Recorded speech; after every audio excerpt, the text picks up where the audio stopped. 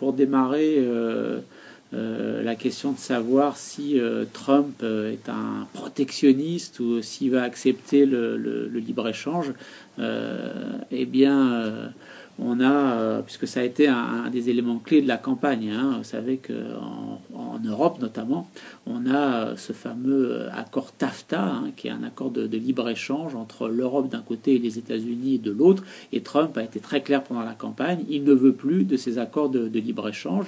Il y en a un vieux qui existe entre les États-Unis, le Canada et le Mexique. Il a dit qu'il le renégocierait parce qu'il pense que ça encourage trop les entreprises américaines à aller s'installer au Mexique et donc ça fait perdre des emplois aux États-Unis.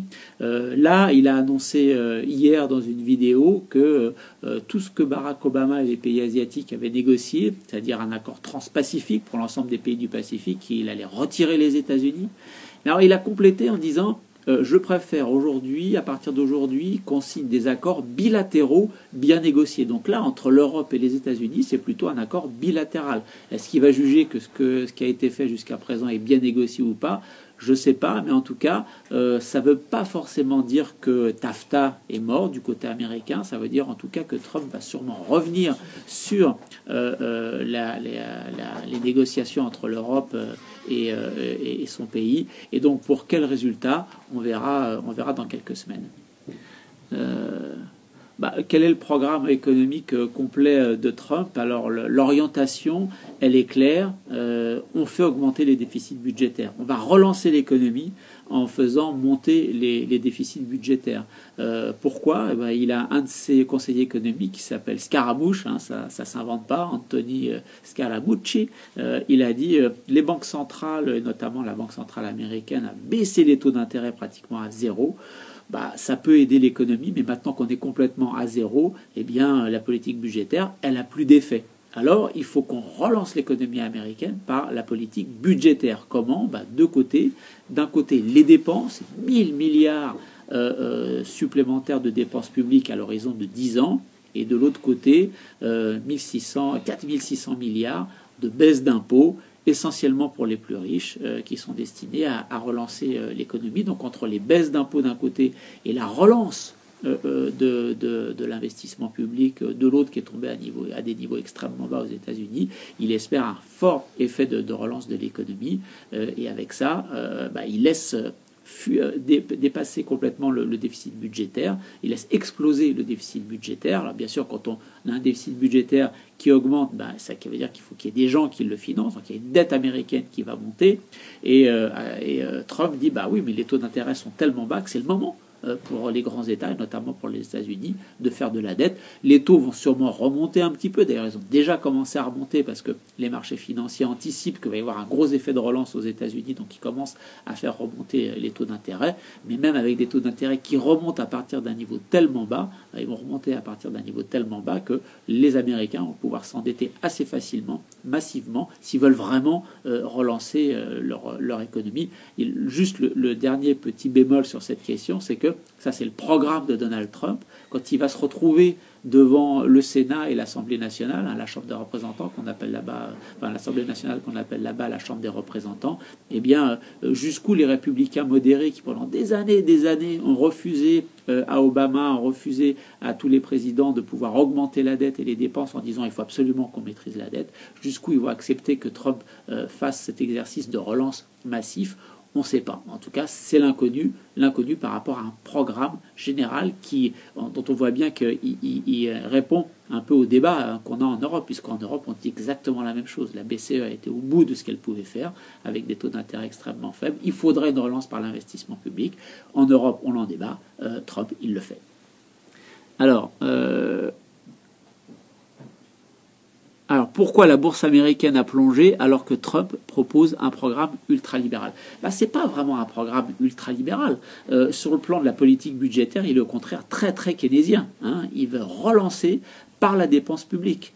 1000 milliards sur 10 ans, c'est un effort énorme pour les États-Unis, justifié sur le fond, justifié parce que les dépenses d'infrastructures, notamment d'investissement public dans les infrastructures, les écoles, les routes, les ponts, tout ça a été complètement marginalisé au cours des derniers mandats, y compris celui de Barack Obama. Et donc il y a une grande nécessité pour relancer là-bas l'économie. Il y a une petite plongée de la bourse juste au moment de son élection parce que c'était la grande incertitude Trump, c'était la grande surprise plutôt. Trump, tout le monde a été surpris, les investisseurs ont été surpris, mais très très vite la bourse américaine est repartie. Pourquoi ? Parce que normalement les investisseurs, ils achètent ou ils vendent des actions en fonction des perspectives de profit des entreprises. Et là, comme il y a un effet tellement massif de relance de la part de Trump, les perspectives de profit, de relance de l'activité sont plutôt bonnes. Et donc la bourse américaine en ce moment, elle est plutôt en train de remonter qu'être en train de baisser. Alors, des conséquences pour la France, ça va dépendre de nous, des politiques qu'on va suivre en France. Là, si on considère qu'on a une politique suivie à peu près autour du programme de Juppé-Fillon, si on pense que, compte tenu des sondages actuels et de la qualité des sondages, on la connaît, mais bon, si on pense que c'est plutôt cette politique-là qui va être suivie, c'est-à-dire une politique de l'offre qui vise surtout à regagner de la compétitivité. Si Trump, d'un côté, fait un peu plus de protectionnisme et que le commerce mondial est plutôt en ralentissement, lancer une politique en France de développement de l'offre et de la compétitivité française au moment où le commerce mondial ne fonctionne pas, c'est pas terrible. Au moment où il faudrait que les Allemands relancent, que les Anglais relancent, que nos partenaires relancent, c'est pas tellement la politique économique suivie. Donc de ce côté-là, c'est plutôt négatif. De l'autre côté, si vraiment Trump engage un boost terrible de l'économie américaine, les premiers qui vont en profiter, c'est les Allemands, puisqu'ils ont une force exportatrice extrêmement forte. Mais nous, on s'aperçoit que quand on regarde nos exportations, en fait, elles passent beaucoup vers les États-Unis, elles passent beaucoup vers l'Allemagne. Donc peut-être s'il y a vraiment un effet de relance massif de la part des États-Unis, eh bien, nos entreprises pourraient exporter via l'Allemagne vers les États-Unis. Puis l'autre effet, c'est l'impact sur les taux d'intérêt.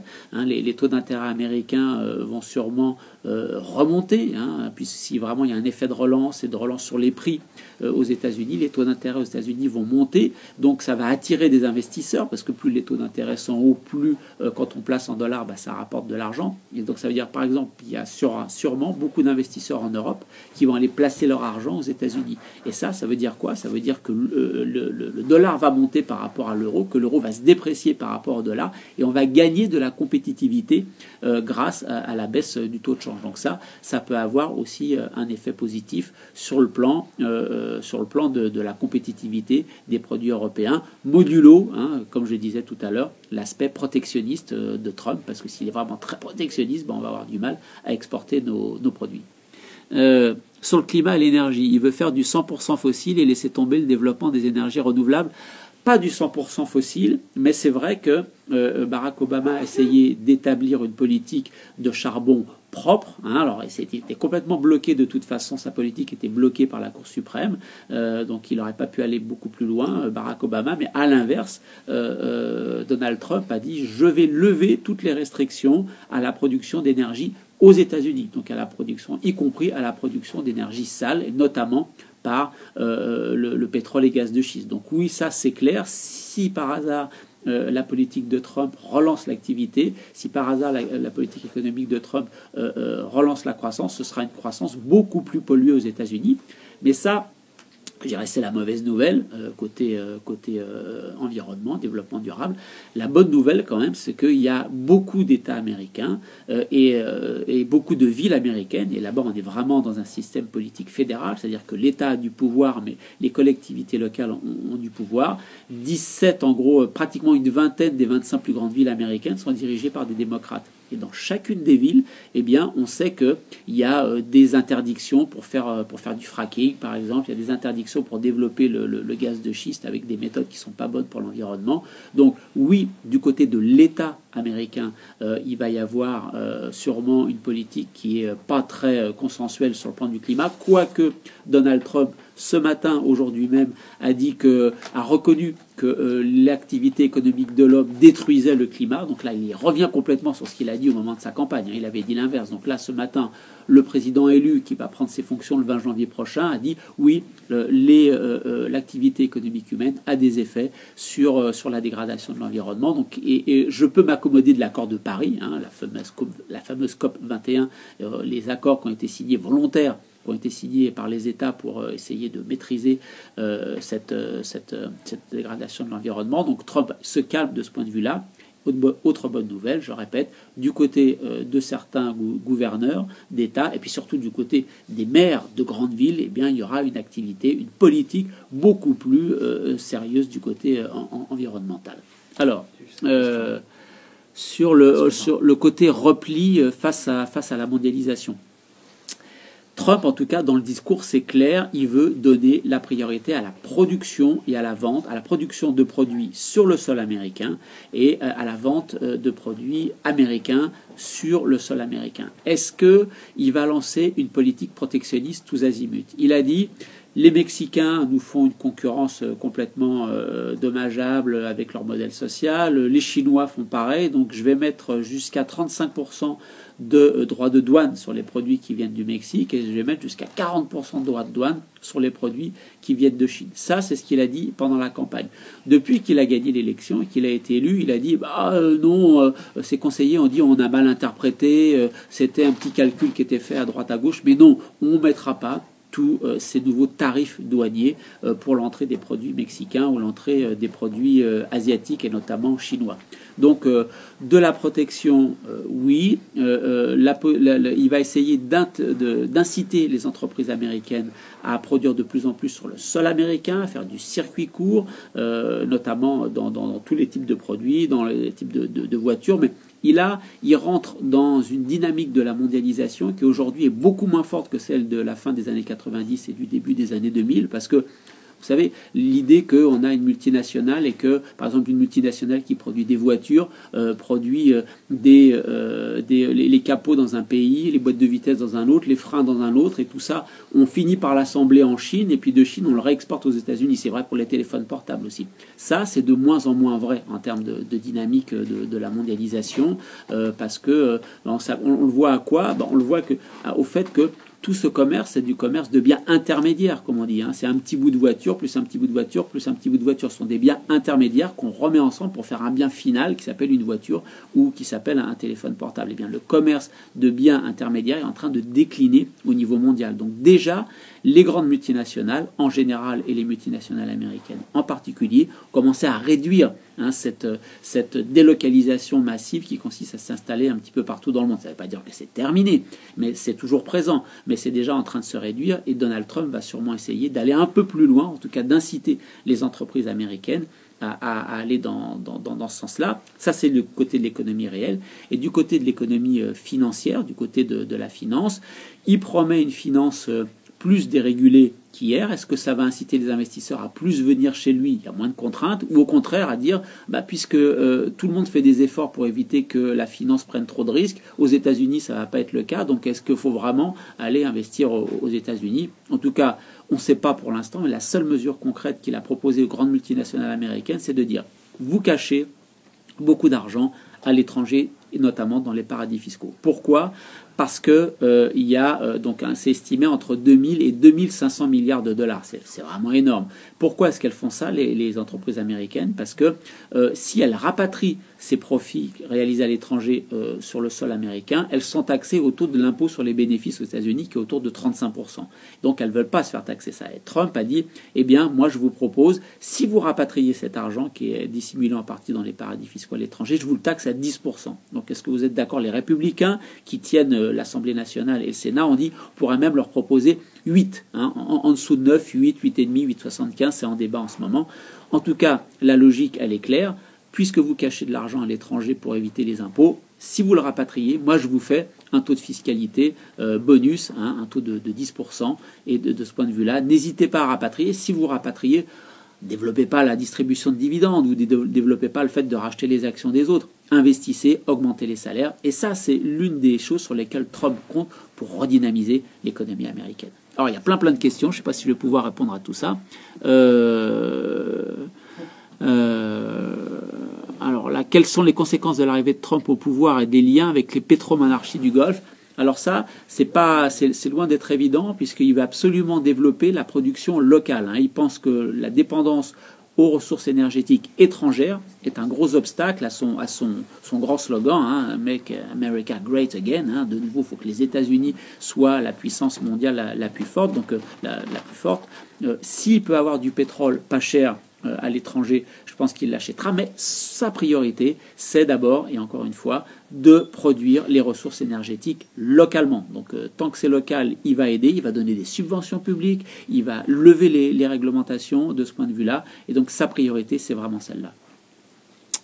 Le mea culpa du FMI sur la rigueur qui pointe ces dernières années et le retour d'un certain interventionnisme avec Trump, peut-on imaginer une politique européenne de relance?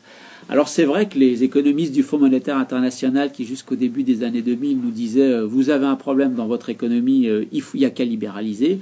On a eu ce fabuleux papier l'été dernier. Est-ce que le néolibéralisme n'a pas été survendu? Un néolibéralisme employé par le Fonds monétaire international, survendu, en disant oui, on a trop fait d'austérité. Après la crise, il aurait fallu avoir des politiques de relance publique beaucoup plus fortes, en général, aux États-Unis, mais aussi en Europe. Le message, il s'adressait vraiment à tout le monde. Ça se traduit en ce moment aux États-Unis par le plan de relance massif voulu par Trump. On verra s'il le met en œuvre ou pas, mais en tout cas voulu par le président Trump. En Europe, ça a donné quoi la semaine dernière? Ça a donné Jean-Claude Juncker disant qu'il fallait qu'il y ait une relance de l'équivalent de 0,5% du PIB de la zone euro. Donc c'est pas grand chose, ça va dans le bon sens, puisqu'avant c'était l'austérité. Jean-Claude Juncker nous dit il faut faire un petit effort de relance, mais vraiment il est trop minuscule. Les quelques dizaines de milliards de dollars qui seraient concernés vont pas très loin. C'est pas ça qui ferait le plan de relance de l'économie européenne. Il faudrait plutôt qu'au niveau européen, on puisse tous emprunter, ou que la Banque européenne d'investissement, qui est là pour financer des nouvelles infrastructures, elle puisse emprunter largement pour aider le secteur privé à développer par exemple la transition énergétique, par exemple le numérique pour tous sur tout le territoire de toute l'Europe. Et puisque la Banque centrale européenne, vous savez qu'elle achète aujourd'hui des titres de dette publique ou des titres de financement de grandes entreprises, elle pourrait dépenser son argent pour financer cette politique de grands travaux au niveau européen, pour encore une fois la relance numérique, pour couvrir toute l'Europe d'investissement numérique, ou pour engager la transition écologique. Ça nous ferait du bien, mais on en est très loin aujourd'hui au niveau européen. L'Europe est en décalage. Le Japon relance, les États-Unis relancent. L'Europe aujourd'hui est la zone en décalage par rapport à ce mouvement mondial. Est-ce un avantage pour l'Europe, l'arrivée à la Maison-Blanche de Donald Trump? Bon, on a un petit peu fait le tour de cette question déjà depuis tout à l'heure, entre les aspects commerciaux, les aspects financiers, les aspects de changement idéologique. On vient d'en parler avec le Fonds monétaire international. S'il est vraiment très protectionniste au point qu'il pense que les pays européens sont des pays qui exportent leurs produits avec un euro, par exemple, sous-évalué, alors il peut essayer de nous faire du mal. D'un autre côté, s'il a un vrai plan, de relance de l'économie et qui considère que l'Europe reste le partenaire privilégié, le premier partenaire commercial et financier des États-Unis, alors on pourrait bénéficier de cet effet de relance tant qu'il va durer, puisque on n'est pas sûr de combien de temps il pourra durer, et surtout quelle sera son ampleur, puisqu'il va falloir que Trump il a affiché ce qu'il voulait, mais il va falloir qu'il négocie maintenant avec ses propres troupes, ses propres parlementaires au Sénat et à l'Assemblée, pour voir jusqu'où il le laisse déraper sur les finances publiques, jusqu'où il le laisse déraper sur la dette. Alors, est-ce qu'une renégociation pays par pays des traités commerciaux est plus belliqueuse sur les grands traités transnationaux? C'est pas plus belliqueux, mais en tout cas, ça met en jeu un rapport de force beaucoup plus fort. Lorsque vous êtes Singapour, les Philippines, et que vous négociez à 12 pays, une douzaine de pays avec les États-Unis, eh bien là, on peut avoir des échanges. Il faut trouver de manière multilatérale des compromis. Lorsque vous êtes simplement États-Unis face au Maroc, États-Unis face à Singapour, États-Unis face au Pérou, là, ça veut dire que vous êtes un plus petit pays, moins fort acteurs sur le plan économique qui négocient avec le grand ogre américain qui est quand même surpuissant. Et la capacité des États-Unis dans un rapport de force bilatéral à obtenir ce qu'ils veulent, eh bien, est beaucoup plus fort que dans le cadre multilatéral.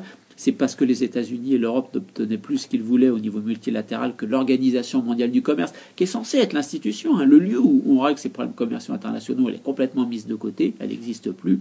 Donc les grands accords, à la place de l'OMC, les grands accords étaient plutôt des grands accords régionaux, mais là Trump a dit, pour les États-Unis, il y en a marre, on va passer à des grands traités bilatéraux, des rapports de force bilatéraux, et là c'est beaucoup plus fort, les États-Unis sont plus capables d'imposer leur point de vue. Alors, on a dit qu'on faisait une demi-heure, on va pas prendre trop de temps, donc voilà, on est bien. Il y avait une question sur Trump et les paradis fiscaux. Alors là, il y a deux points de vue, bien sûr.